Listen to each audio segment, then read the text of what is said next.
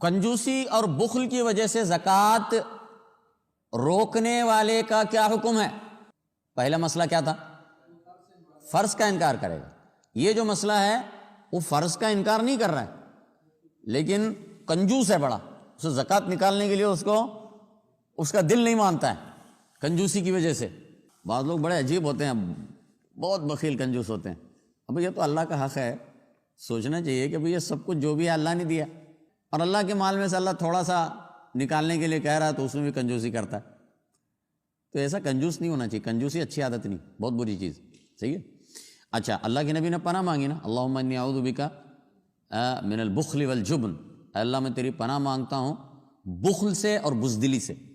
جو شخص کنجوسی اور بخیلی کی وجہ سے زکوٰۃ نہیں نکالتا ہے, زکوٰۃ روکتا ہے, اس کا کیا حکم؟ اس کا حکم یہ ہے کہ وہ بہت بڑے گناہ کبیرہ کا مرتکب. ہاں, پہلے والا کے بارے میں جس نے فرض کا انکار کرتا ہے وہ تو مرتد ہے, لیکن جو فرض کا انکار نہیں کرتا, صرف کنجوسی اور بخالت کی وجہ سے زکوٰۃ نہیں نکالتا ہے یا پوری نہیں نکالتا ہے, تو وہ فاسق, وہ کیا ہے؟ فاسق ہے, گناہگار ہے, فاجر ہے, اور بڑے گناہ کبیرہ کا وہ مرتکب ہوا. وہ کافر نہیں ہوگا, مرتد نہیں کہلائے. اس کی دلیل کیا ہے؟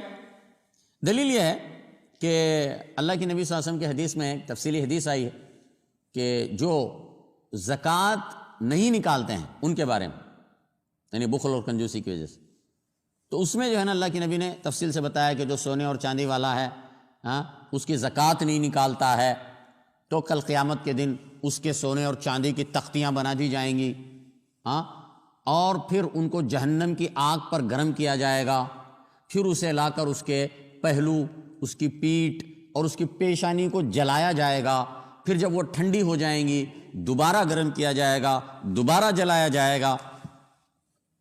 اس دن کہ جس دن کی مقدار 50,000 سال کے برابر, پھر اس کے بعد یعنی یہ روز محشر قیامت کے دن, یہاں تک کہ بعد میں پھر اس کے بارے میں فیصلہ ہوگا اللہ کی طرف سے آخر میں کہ یا وہ جنت جائے گا یا جہنم جائے گا.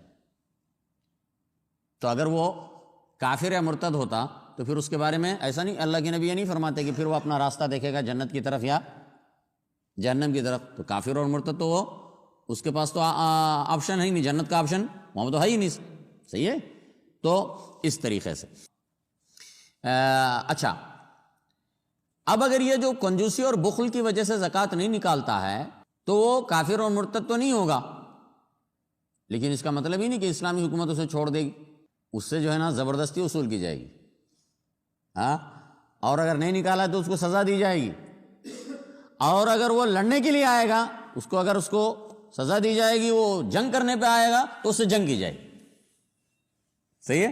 اور اللہ کی نبی صلی اللہ علیہ وسلم کی حدیث ہے کہ مجھے اللہ نے حکم دیا ہے, مجھے حکم دیا گیا ہے کہ میں لوگوں سے جنگ کروں, یہاں تک کہ لوگ گواہی دیں لا الہ الا اللہ محمد رسول اللہ کی, نماز قائم کریں اور زکوٰۃ دیں. اگر یہ کریں گے تو ان کی جان اور مال مجھ سے محفوظ ہوں گے, مگر اسلام کے حق کے ساتھ, اور ان کا حساب اللہ پر ہو.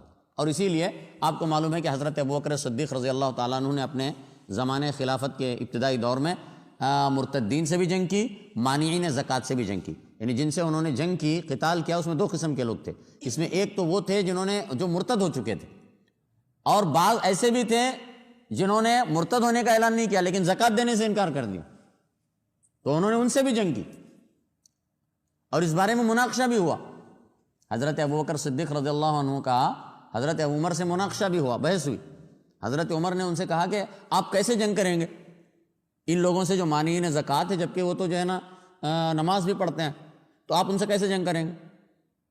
تو حضرت ابوبکر رضی اللہ تعالی عنہ نے اس کے جواب میں فرمایا کہ لو منعونی عناقا كانوا يؤدونها الى رسول الله لقاتلتهم على منعها واللہ لاقاتلن من فرق بین الصلاۃ والزکاۃ. انہوں نے کہا اللہ کی قسم میں اس سے ضرور جنگ کروں گا جو نماز اور زکوٰۃ میں فرق کرتا ہے. یعنی مطلب یہ کہ اگر وہ نماز سے انکار کر دیتے تو جس طرح ان سے جنگ کرنا ہے, اسی طریقے سے اگر وہ زکوٰۃ کا بھی انکار کریں گے تو میں ان سے جنگ کروں گا. تو انہوں نے جنگ کی, باقاعدہ مرتدین سے بھی کی, مانعین زکوٰۃ سے بھی کی. بہرحال خلاصہ کیا ہوا؟ خلاصہ یہ ہوا کہ اگر کنجوسی اور بخل کی وجہ سے وہ زکوٰۃ نہیں نکالتا ہے یا جتنی زکوٰۃ ہے پوری نہیں نکالتا، تھوڑی نکالتا ہے، باقی کھا جاتا ہے، تو وہ فاسق ہے، فاجر ہے اور گنہگار ہے۔